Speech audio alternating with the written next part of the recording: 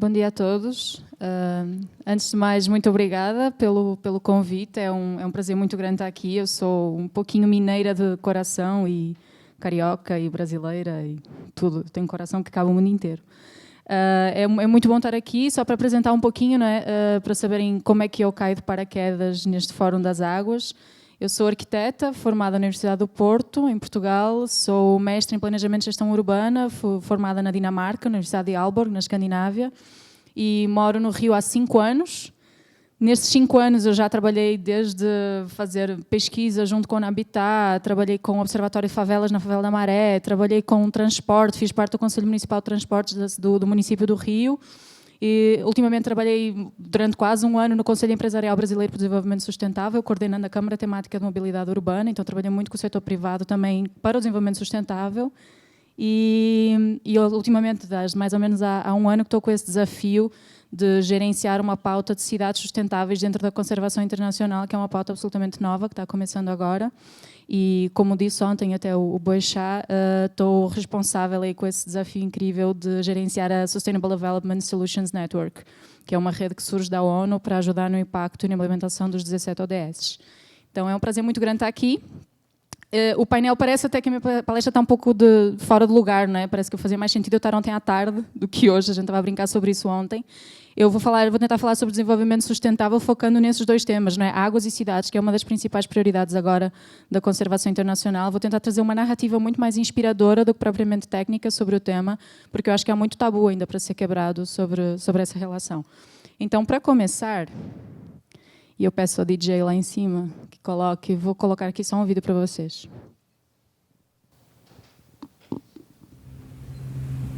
Eu sou a água. Para os humanos, estou simplesmente ali. Eu sou algo que eles consideram garantido. Mas só existe uma quantidade limitada de mim. E há mais e mais pessoas a cada dia que passa. Eu começo como chuva nas montanhas, escorro até os rios e termino no oceano. Aí o ciclo começa de novo. E vou levar 10.000 anos para voltar ao estado em que estou agora. Mas para os humanos, eu sou apenas água, sempre ali. Onde os humanos vão me achar quando houver outros bilhões deles a me consumir? E se eu começar a faltar, como já vem acontecendo? Eles vão começar a fazer guerras por mim, como fazem por todo o resto? É sempre uma opção. Mas não é a única.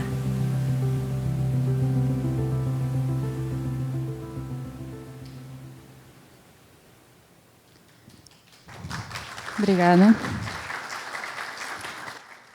Essa é uma campanha que agora até tem passado na TV cada vez mais. A natureza está falando, nós temos os elementos naturais falando, e com essa máxima, não é? A natureza não precisa das pessoas, as pessoas precisam da natureza. Então faz todo sentido a gente falar sobre águas e cidades quando a gente tem essa máxima, porque afinal, onde estão as pessoas? Então, para começar, né, vamos falar de águas e cidades. Eu quero começar com a pauta da água. E tem alguns dados assim, muito gerais que, para o cidadão comum, e para mim, são surpresa, né, que estou começando nesse tema agora cada vez mais próxima dentro da conservação. De toda a água do mundo, que é o planeta azul, apenas 2,5% é doce. E desses 2,5%, 1/3 dela está nas calotas, então a gente não consome.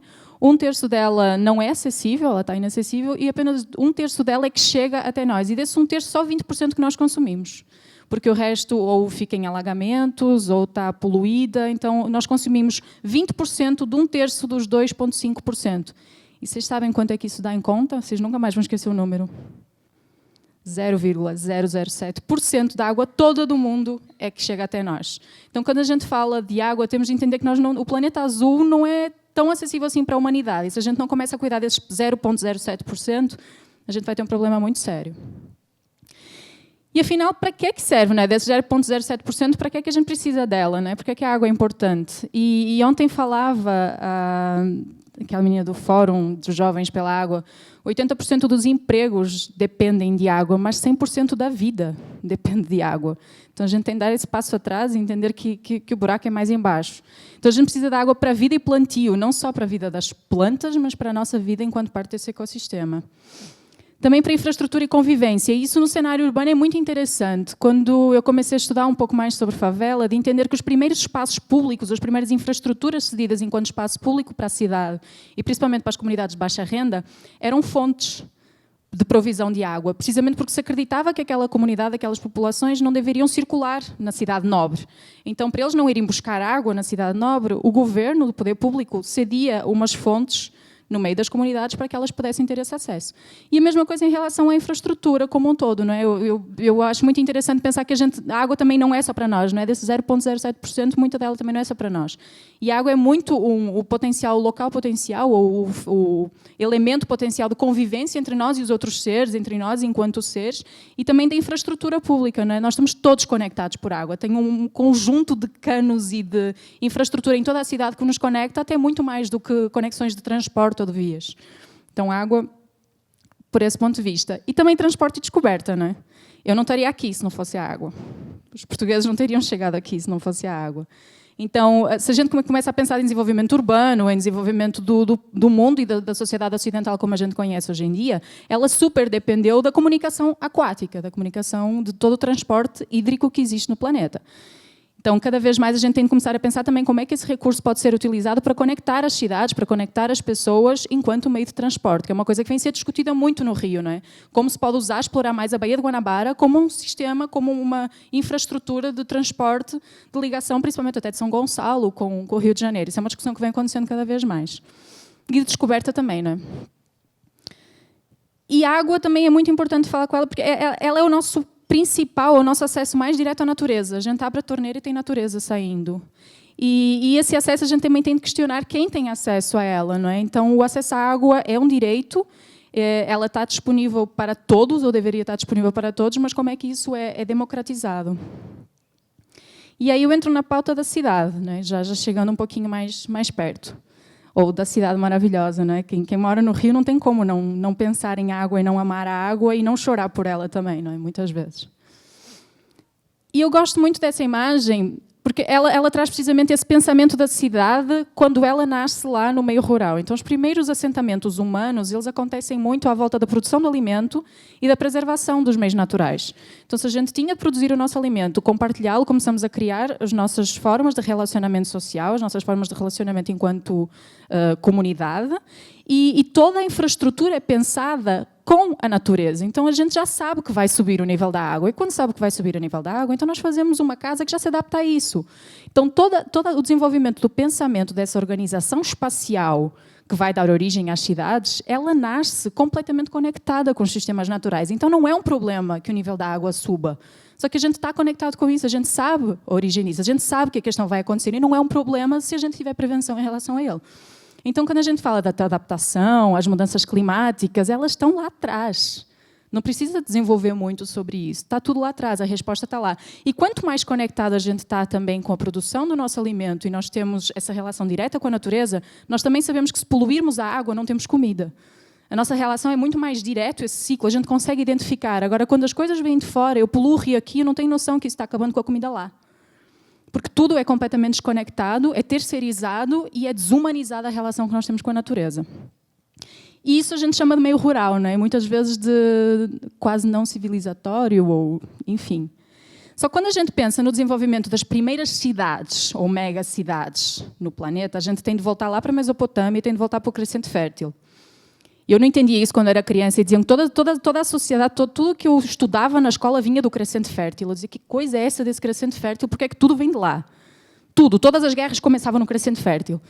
E precisamente é este espaço aqui, não é? Entre o Rio Eufrates e o Rio Tigre, que era uma região vulcânica extremamente produtiva, e aqui que começam a assentar-se grande parte os principais ou os maiores assentamentos rurais e da ocupação humana, acontece neste espaço.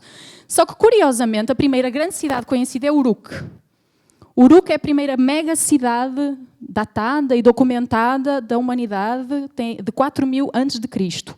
E o mais interessante é que Uruk aparece enquanto cidade, e quando a gente fala do meio rural ou para a cidade, a gente fala da cidade como aquele passo à frente da organização das pessoas em torno de uma governança, em torno de uns marcos regulatórios, em torno de um acordo de convivência. E por que é que isso acontece em Uruk, precisamente uma cidade que não é perto do mar? Eu achei isso muito curioso. Quando eu comecei a estudar para vir apresentar aqui, eu falava, não, eu vou descobrir que as primeiras cidades elas têm relação com a água. E eu vou ter aí um tcharam, todo mundo vai ficar, uou, que incrível, todas as cidades têm relação com a água. Não, mas é exatamente o oposto. Uruk aparece por conta de uma crise hídrica.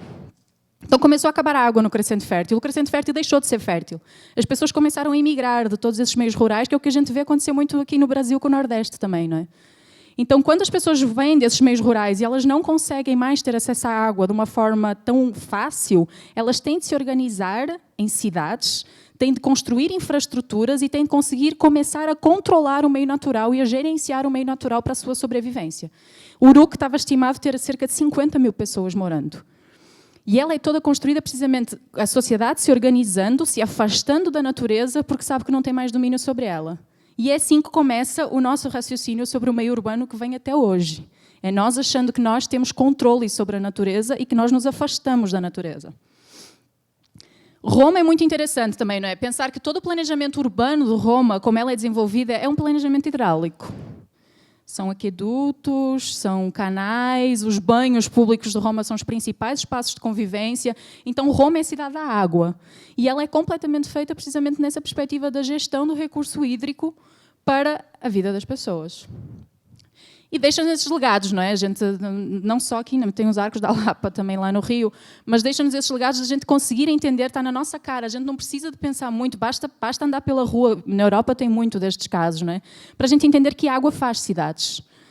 E ela tanto faz cidades pela existência, por a gente ter contacto com ela, né, na nossa relação com o Rio, na nossa relação com a Bahia, mas também pela escassez ou pela dificuldade de acesso. Então o ser humano o tempo inteiro fica gerenciando e fica dialogando com a água. Isto está em inglês, eu devia ter traduzido, mas eu acho muito interessante que existe um livro muito bacana do Italo Calvino que chama As Cidades Invisíveis, que eu recomendo todo mundo a ler, que são algumas cidades que ele vai imaginando, não é, que levam algumas situações ao extremo. E eu acho muito interessante a cidade de Armila. E Armila, o que ele coloca aqui, é uma cidade que não tem nem paredes, nem teto, nem chão, é aquela casa muito engraçada que não tinha teto, não tinha nada, mas tinha infraestrutura hidráulica. É uma cidade inteira que é feita de tubos hidráulicos e que na ponta dos tubos tem banheiras e tem vasos e existem umas ninfas que moram em Armila. E aí ele coloca todo o texto a pensar, será que as pessoas abandonaram a cidade? Será que teve um terremoto, caíram todas as paredes e ficou só a infraestrutura hidráulica? Ou será que foram as ninfas que quiseram a cidade dessa forma? Então Armila não é uma cidade deserta, mas é uma cidade sem paredes, mas é uma cidade em que existe água. Eu acho muito incrível, recomendo todo mundo a ler isso, que é muito interessante. E quando a gente vai falar de cidades, eu acho muito bacana como estas duas fotos comunicam uma com a outra. Nós temos novas topografias, né? A gente consegue ler a continuidade da topografia no nosso novo desenho. Isso acontece até muito no Rio, né? Quando destroem o Morro do Castelo e constroem no local do Morro do Castelo, a gente começa a mudar a topografia, começa a mudar toda a formação, inclusive geológica da cidade, para poder se desenvolver enquanto urbanidade cada vez mais. Então segue o homem controlando aí a natureza. E quando nós hoje em dia temos 80% da população brasileira em cidades, com estimativa desse número não parar de crescer, mais de 50% pela primeira vez o nosso mundo é mais urbano do que rural. Nós temos de falar que os desafios, tudo o que acontece, estas mudanças que acontecem para cima, são mudanças que acontecem para baixo, acontecem dentro da água, acontecem nos nossos relacionamentos humanos, então essas novas topografias significam novos desafios e a gente não pode fechar o olho para isso. Aí tem o Mumford, ele escreve muito sobre a cidade também, não é? Ele fala exatamente sobre esse corte, sobre essa ilusão que nós temos, que estamos encorajando cada vez mais essa ideia que nós temos controle sobre a natureza, que nós nos afastamos da natureza, e isso só acaba por ceder em hábitos de predação, de parasitismo, e que podem destruir, né, que confinam toda a nossa estrutura social e económica, mas que vão cada vez mais arruinando toda a paisagem. Então isso é uma ilusão de controle, a gente não tem controle nenhum sobre a natureza. Nenhum. E quando a gente fala isso, vamos aparecer mais à frente, quando a gente fala de desastres ou de tragédias naturais, somos nós querendo achar que a gente tem controle sobre a natureza e ela que virou trágica. Não a nossa relação com ela, não a nossa falta de adaptação a ela. Eu fiz um mestrado na Dinamarca, né? Então eu tive todo o meu aprendizado de planejamento urbano, eu digo que eu sou muito mal acostumada, né? Eu fui muito mimada lá, porque lá existe planejamento urbano. E precisamente por isso que eu decidi vir para o Brasil, que eu achava que eu tinha muito mais coisa para trabalhar aqui do que lá. E Estocolmo é uma cidade que me impressiona muito. Eu tive a oportunidade de passar lá há algum tempo. E Estocolmo, não sei se vocês sabem, mas ela é dividida em 3 blocos, em 3 fatias. Né? 30% da cidade é parques e zonas verdes, 30% da cidade é água e o restante é construído. E eles sempre pretendem, com todo o desenvolvimento urbano, de seguir com essa proporção. E outra coisa interessante sobre Estocolmo, não fosse a água. Estocolmo são 14 ilhas, né? É uma cidade formada por 14 ilhas, então tem uma relação com a água muito direta. Não fosse salgada, a água de Estocolmo ela seria bebível, de tão limpa que ela é. E é uma cidade com 2, 3 milhões de pessoas. Então é possível incluir a água no planejamento, é impossível incluir a água no desenvolvimento. A gente não precisa de explorar o meio natural para se desenvolver e para a cidade crescer. E para ser a cidade mais verde do planeta, e para ser uma cidade com um potencial gigante, continua aumentando a população, não é preciso a gente virar as costas para a natureza para virar a frente para o futuro. E isso é uma coisa muito interessante, né? Quando a gente fala de escassez de água, esta é uma foto da Cantareira, em São Paulo. Eu não preciso de rezar a missa para o padre, né? Quando as pessoas dizem, nem brasileira sou. Então, vou falar de coisa que todo mundo conhece mais do que eu, que é a escassez hídrica. Mas quantos de nós sabe de onde vem a nossa água? Quantos de nós visitou alguma reserva para entender a dimensão, para entender quanta água está ali para quanta gente que a gente tem? E aí a gente pode falar de escassez de água, verdadeiramente? Será que não tem água no mundo? Ou será que tem gente a mais? Isso é uma piscina na China. E eu não sei se... Tem um documentário muito interessante, que eu também falo para todo mundo ver, que se chama Human, que tem 3 episódios. São 3 séries do Human. E tem uma série, eu fiquei muito chocada com essa imagem, porque tem uma série em slow motion. Isso é vem uma onda, aí a onda é artificial, dentro da piscina vem a onda e você vê todas as pessoas levantando. Está aqui a onda. Vê todas as pessoas levantando como se fosse um tecido. É impressionante, assim, é uma imagem impressionante. Isso acontece nas piscinas chinesas. Então, quando a gente fala sobre escassez hídrica, será que a gente tem água a menos? Ou é o nosso consumo que está desenfreado? Ou a nossa gestão que não é bem feita? Então, nós estamos com um problema de água ou estamos com um problema de gente relacionada com água? Super recomendo. Vejam o Human, vão chorar umas 10 vezes por episódio, se forem que nem eu, mas vale muito a pena. E aí a gente também fala, nossa, e os alagamentos que param a cidade, como é que é possível? Mas alguém pensou que por baixo desta água existe um solo impermeável? Que quando a gente pensa em cidade, a gente está a pensar numa cidade concreta, a gente não está a envolver a natureza nisso, não vai deixar de chover. E o problema não é só o bueiro entupido, que também é um problema de gestão, não é só o bueiro entupido, não é lixo no bueiro. Aí colocam, você que colocou o copinho no chão, você é culpado por toda a desgraça que está a acontecer com a cidade. Falta planejamento. E quando o Rio de Janeiro tem estes cenários, aí vai fazer o piscinão. Lá na Tijuca, né? Nós estamos com alguns piscinões lá para conseguir absorver parte da água. Só que essa água não é reutilizada. Então a água fica lá no piscinão e ela vai para a Baía de Guanabara. Quando ela podia ser reutilizada, é a água da chuva, podia ser reutilizada para rega, podia ser utilizada para infraestrutura urbana. Então, quando a gente não tem essa visão sistêmica, quando a Secretaria de Obra não conversa com a do urbanismo, que não conversa com o transporte, quando a gente não tem uma gestão integrada e participativa, nós vamos continuar a ter alagamento. Transversalidade, é isso aí. É isso aí. Vai continuar a ter alagamento, vai continuar a ter problema, a solução não vai estar em desentupir bueiro, enquanto a gente continuar a concretar tudo por todo lado. Enquanto o Rio Carioca tiver aquela situação em que ele está, que sai ali na Baía de Guanabara num estado lastimável. Aí dizem que Rua das Laranjeiras, que era o antigo canal do rio, que ela fica alagada cada vez que chove. Claro, a natureza vai colocar água nos lugares onde ela sempre esteve. Não é à toa que as coisas acontecem. E aí, na altura em que eu vim para o Brasil, né, eu fiquei uns 5, 6 meses fazendo uma pesquisa na ONU Habitat sobre... Eu estava muito interessada sobre a questão dos desastres naturais.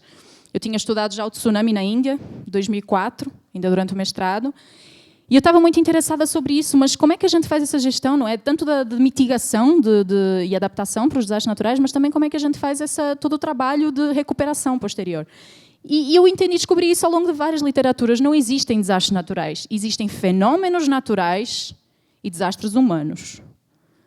Então, onde a gente localiza as nossas cidades, quando a gente tem mais de 1 bilhão de pessoas que vivem em região costeira de baixa elevação no mundo, quando a gente tem 44% da população a menos de 150 quilómetros da costa, e quando a população mais vulnerável está principalmente nas regiões asiáticas e africanas, com a elevação do nível do mar, cada vez mais a gente vai ter tragédia. E a tragédia não tem a ver, não é o mar que está errado, não é a onda que não devia ter vindo, não é um desastre natural. É como nós estamos ou não estamos preparados para isso. E aí eu lembro daquela foto lá atrás, da casa nas palafitas. Imagina que todo mundo vivesse em prédio naquela comunidade indígena. Isso é um problema para quem mora no primeiro andar. 2 vezes por ano, pelo menos, ia ter problema no primeiro andar. Né? Então, a questão não está na natureza, não está na água. A água é uma bênção, não é um problema. E aí, a gente, quando fala sobre isso, temos de falar de vulnerabilidade, né? Do acesso à água. E água, como eu estava falando no começo, né, daquela questão do acesso, água é um direito. Nós temos tudo isso, né, na nossa cabeça, mas tudo aquilo que a gente tem direito, a gente aprende desde pequenininho. Né? Se você tem direito, você tem a responsabilidade sobre isso. E esse é um filme muito bom, que chama também A Lluvia, que é sobre a guerra da água em Cochabamba. Que houve todo o movimento de privatização da água em Cochabamba, as pessoas conseguiram se reunir, conseguiram se mobilizar, houve uma série de protestos, é muito interessante a história, e conseguiram que a água seguisse sendo pública, sendo de acesso público.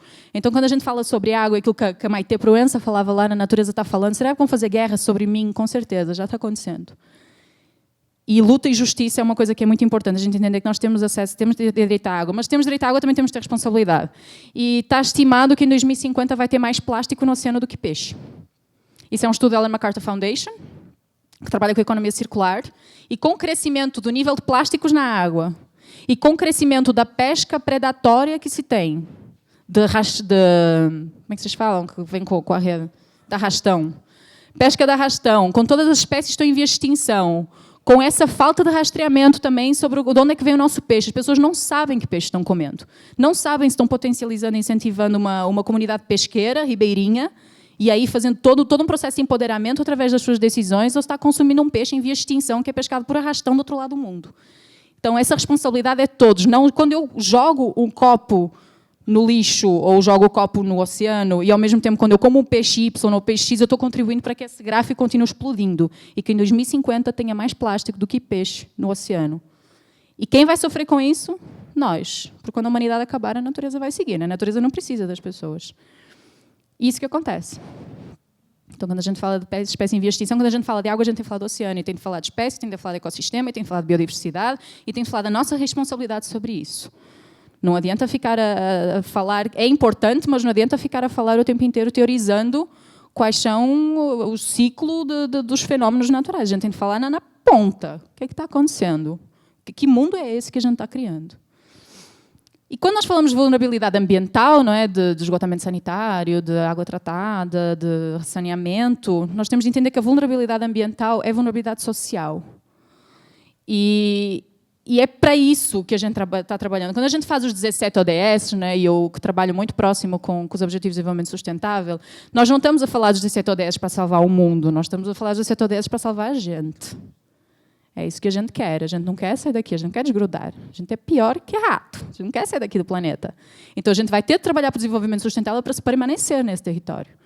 Então, quando a gente fala de vulnerabilidade social, ou quando fala dos ODS, ou quando fala de desenvolvimento sustentável, muitas vezes é preciso deixar o jargão. E vocês viram que até então eu não apareci nenhum bonequinho do ODS aqui. Quanto mais eu trabalho com ODS, menos eu falo do ODS. Quanto mais eu trabalho com questões técnicas e profundas, menos eu as uso cada vez que eu vou falar em público. Então, deixem isso para dentro do escritório e vamos falar, vamos inspirar as pessoas e vamos agir para a transformação realmente. Porque quando a gente olha para isto, se a gente traduzir isto em linguagem técnica, né, isto é o que as pessoas sabem, isto é o que as pessoas podem atuar sobre. Mas quando a gente fala de linguagem técnica, a gente tem todos estes ODS aqui, pelo menos. Então, se nós resolvemos este problema, nós vamos estar atuando para a erradicação da pobreza, fome zero, saúde e bem-estar, água limpa e saneamento. Não é só o ODS 6 que trabalha com água. A água passa todos os ODS. A gente consegue olhar um por um, fuçar um por um e entender a água lá. Emprego digno, quando a gente fala de catador, quando a gente fala de um conjunto, de uma série de empregos que estão associados também com a produção de lixo e com água. Indústria e inovação, redução da desigualdade, cidades e comunidades sustentáveis, que é o nosso foco, consumo e produção responsável, vida dentro debaixo da água e vida sobre a terra. Tudo isto está numa foto. Por isso que eu adoro imagem, que tem mais que 1000 palavras, e eu que falo 2000 por segundo, melhor ainda. Me ajuda imenso. Então, quando a gente fala de vulnerabilidade, é isso, né? Temos de falar sobre responsabilidade também. Ou quando a gente fala de direito à água, nós temos de falar sobre responsabilidade sobre a água. E aí tem algumas questões que são... É muito mais fácil a gente cuidar da água do que aquilo que parece. Existe esse conceito, né? Tem a pegada ecológica e existe a pegada hídrica. Tem algumas instituições, inclusive, que trabalham com pegada hídrica, que eu acho muito interessante dar uma olhada, que é quanta água bebe aquilo que a gente consome.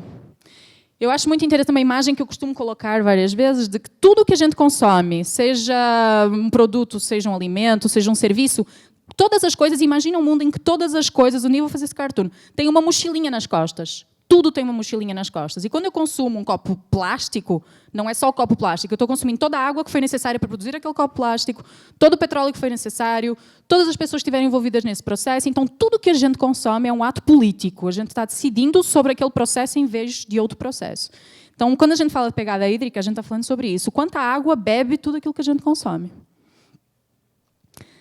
E aí diz, né, vamos ter cuidado, não vamos desperdiçar água, não vamos perder água, não vamos gastar água demais em casa, não vamos... Fecha a água quando você está tomando no meio enquanto está se ensaboando, e fecha a água enquanto escova os dentes. Tudo isso é muito importante enquanto narrativa, tudo isso é fundamental a gente continuar propagando. Mas não é isso que consome mais água. Então a gente tem perdas na distribuição, na agricultura, a gente tem um consumo de água exacerbado na forma, e não é a agricultura que consome muita água, é a forma como se produz alimento hoje em dia. Então, quando a gente tem esquemas de monocultura, quando a gente tem lençol freático sendo destruído por conta da contaminação por agrotóxico, no nível do Brasil sendo campeão no consumo de agrotóxicos e sendo os países com a maior biodiversidade do mundo. Então, isso tem alguma coisa que não joga nessas duas coisas. Então, quando a gente está falando sobre água, e aí é muito complicado, às vezes, porque a gente tem de falar do que é mais íntimo dentro de cada um de nós, que são as nossas decisões de todos os dias, pelo menos 3 vezes por dia. Então, aqui tenho mais ou menos um mapinha, não é, de como é que é a pegada hídrica média brasileira, onde é que a gente mais gasta água. O brasileiro gasta, em média, 5.559 litros de água por dia, só em todo o consumo que a gente faz. E olha só onde é que está o maior consumo. Comida. É onde a gente mais consome, é comida. 15 minutos de banho, 240 litros de água. Cálculo da água virtual envolvida numa produção de carne bovina, e o Brasil é campeão no consumo de carne bovina. 200 quilos de carne bovina tem mais ou menos 3 milhões de litros de água. Então, se a gente quer falar sobre pegada hídrica, se a gente quer falar sobre acesso à água, se a gente quer falar sobre todos os termos direito e lutar pela água, nós temos de entender como é que nós, enquanto indivíduos, podemos afetar com isso. Então, lembrem-se, né? 15 minutos de banho são 240 litros de água. Olha elas aqui. Um hambúrguer são 2.500 para ser produzido. Então, fecha a água no chuveiro, mas lembra que um hambúrguer são 2 meses de banho. Então, se a gente come no McDonald's e em seguida não vai fechar a água da torneira para escovar o dente, vamos entender qual é o antagonismo que a gente tem sobre isso. E qual é a responsabilidade que a gente tem sobre isso. Claro que eu não posso ir falar com cada um de vocês, isso é a coisa mais íntima, não é? A coisa que a gente mais consome para dentro de nós mesmos é a nossa comida. E existe um lobby cada vez maior, a gente sabe sobre isso, é preciso falar sobre isso, é preciso quebrar tabu e falar sobre isso publicamente. Há um lobby muito grande da produção de carne. Nós temos uma bancada, não é? Eu nem sei se eu deveria estar a falar as coisas, às vezes eu temo por mim mesma. Mas existe uma bancada muito grande, ruralista, existe um interesse muito grande na produção de carne, inclusive porque a produção de monocultura, de vários dos cereais, elas existem não para alimentar pessoas, mas para alimentar gado. Então, há um interesse econômico muito forte sobre o consumo alimentar e a forma predatória como a gente tem a relação com o planeta. Mas quando a gente entende isso individualmente e pode tomar as nossas decisões individualmente, só nós, enquanto uma onda gigante, que nem aqueles chineses lá na piscina, podemos fazer a transformação acontecer. Então, só para ficar como alerta, eu posso decidir comer o meu hambúrguer 2.500 litros e ninguém tem nada a ver com isso. Ou tem.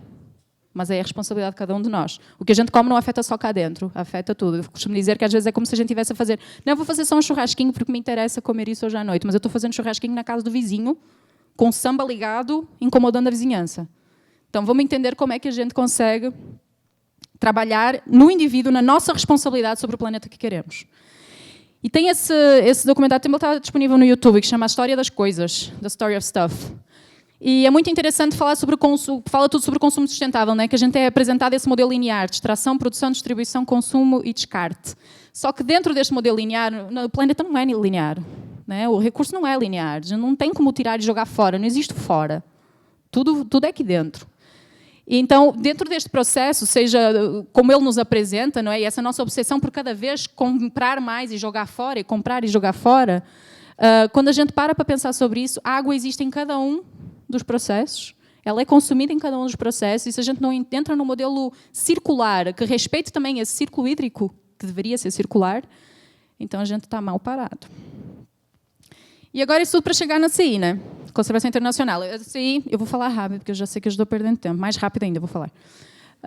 Nós temos, a CI evoluiu a visão dela, né? Ela mudou de missão há algum tempo. A CI trabalhava muito, ela era muito conhecida, inclusive, por todo o trabalho hotspots, identificação de hotspots, com foco nas espécies e nos ecossistemas ameaçados, fazer esse mapeamento e poder trabalhar com essa conservação ambiental. E aí ela transfere-se para o conceito dos hope spots. Então, cada vez mais a Conservação Internacional trabalha com foco nos serviços que os ecossistemas prestam para o bem-estar humano. Então, tudo o que agora se trabalha em relação à Conservação Internacional dentro da CI é em prol do bem-estar humano.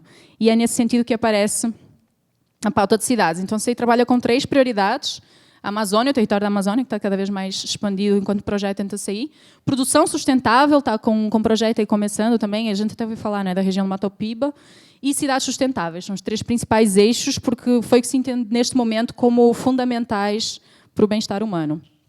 Sempre com soluções baseadas na natureza, porque esse é o foco, né? Então, é sempre entender como é que a natureza está incluída em todo esse pensamento. Esses são os territórios de atuação da CI, né, onde a gente está, e o trabalho de águas e cidades está muito focado aqui no Mega Rio, que a gente chama no Rio de Janeiro. E o Mega Rio compõe, acho que eu até tenho ali à frente o mapa, mas compõe toda a região, é mais do que a megalópole da região metropolitana do Rio, então compõe ali o conjunto das bacias hidrográficas. Então, quando a gente fala de cidades sustentáveis, a gente está a falar de cidades resilientes, esse é o nosso principal foco, e o objetivo é promover maior resiliência urbana através... Mas tem tanto bonequinho que eu nem...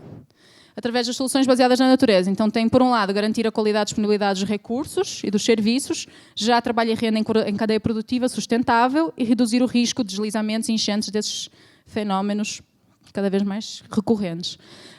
Dentro da pauta do Mega Rio, que nós temos trabalhado cada vez mais é com o capital natural. São os 3 eixos de atuação. Então, trabalhar em prol da proteção, restauração da água e serviços ecossistêmicos.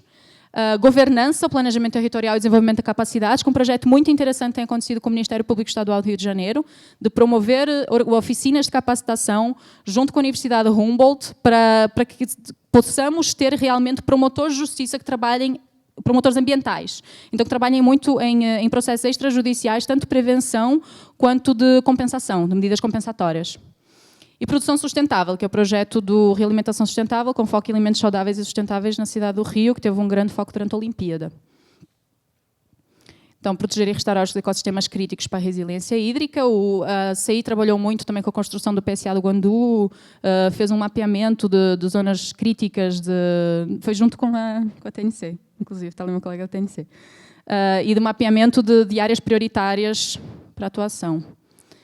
E também o desenvolvimento da estratégia global. Então, esse é o Mega Rio, eu vou passar tudo muito rápido, restauração dos ecossistemas para provisão de água, esses estudos e a participação do PSA. Essa parceria com o Ministério Público do Estado, porque acredito cada vez mais que quando o promotor conseguir tomar força e estar tecnicamente preparado para estas atuações, a gente pode ter avanços muito importantes.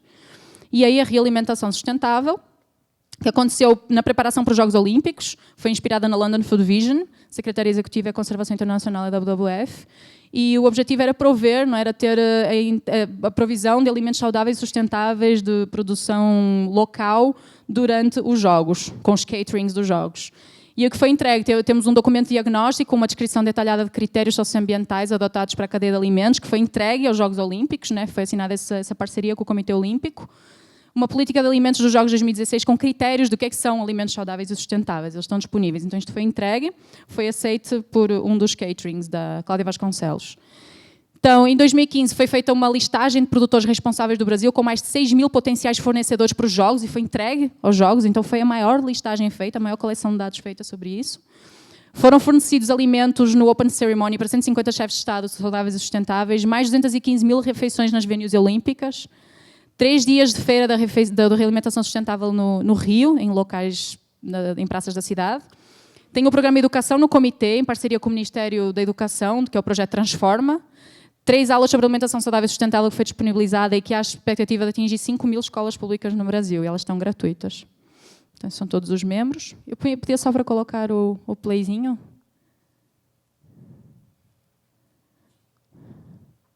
Se não colocar também não tem problema, porque eu também não tenho tempo para fazer outras coisas. Então, isto é um videozinho sobre as feiras. Tá? Pronto, sou mais rápida que isso. E aí toda a estratégia global. Então, isso aí faz parte da Aliança Águas e Cidades, que é uma parceria de troca de conhecimento e de avanços entre o Rio de Janeiro, Cidade do México e Bogotá. E SDSN, a Sustainable Development Solutions Network. Então, tem aqui de novo os 17 ODS, né? Digo que eu não vou falar muito sobre a ODS, isso está disponível em todo lado, podem olhar, mas eles todos se interrelacionam. A gente diz que trabalha com o ODS 11, mas cada vez dizemos mais que é o ODS 11+. A gente trabalha sobre o desenvolvimento sustentável em contexto urbano, seja independentemente de que ODS nós estamos falando. Então, a SDSN, só para vocês conhecerem um pouquinho mais, tem mais de 25 redes regionais e nacionais pelo mundo inteiro. No Brasil, nós temos 2 redes, né? Temos uma rede brasileira nacional, que eu estou tocando, que a Secretaria Executiva é dentro da Conservação Internacional, e temos a SDSN Amazônia, que trabalha com toda a região do Vale ali, do Rio Amazonas, que está sediada na Fundação Amazonas Sustentável. Nós trabalhamos dessa forma, então a gente tenta juntar, os nossos membros são sempre membros da Academia do Terceiro Setor, fazemos parcerias do setor público e setor privado, e o nosso objetivo é muito construção de soluções transversais, ou identificação de soluções transversais, o que é que um está fazendo que faz mais se fizer junto com o outro, então é criar muito esse espaço de conexão, de articulação, de moderação entre vários projetos, e também poder ter influência sobre políticas públicas através dessa troca de conhecimento, a gente poder de alguma forma atuar. Nós neste momento estamos em expansão no Brasil, né? A gente começou com a Conservação Internacional no Rio de Janeiro, estamos agora em Minas Gerais, foi a nossa segunda filial, não é? Então estamos sediados na Child Fund e a banco do André Lara Rezende, que é uma super incubadora aí de empreendedorismo, etc., está nos ajudando com a Secretaria Executiva durante este ano. O Instituto Acatu lidera os nossos esforços em São Paulo e na Amazônia, não é? Todo o trabalho de cidades na Amazônia está sendo feito também pela FAS. E a ideia é cada vez expandir mais. E nós trabalhamos com esses 3 grandes eixos, né, que são os 3 grandes eixos do ODS 11, cidades resilientes, conectadas e inclusão, e a gente faz isso operacionalizando através de grupos temáticos de comunicação, educação e indicadores. Então a gente tenta, aqui é onde a gente escuta conteúdo, aqui é onde a gente operacionaliza. E é isso, eu acho que acabei sendo muito rápida depois no final, poder passar o videozinho atrás. Então, o que eu queria colocar era isso, né? Será que a gente quer água para todos ou será que a água é de todos? E se ela for de todos, todos nós temos responsabilidade sobre isso. E quando nós estamos todos em ambientes urbanos, temos de entender como é que nas cidades a gente consegue fazer essa transformação. No indivíduo, é uma casca de cebola, não é? Do indivíduo, da família, da rua, da cidade, do bairro, da cidade, do país, do planeta. Então, acho que é isso. Muito obrigada.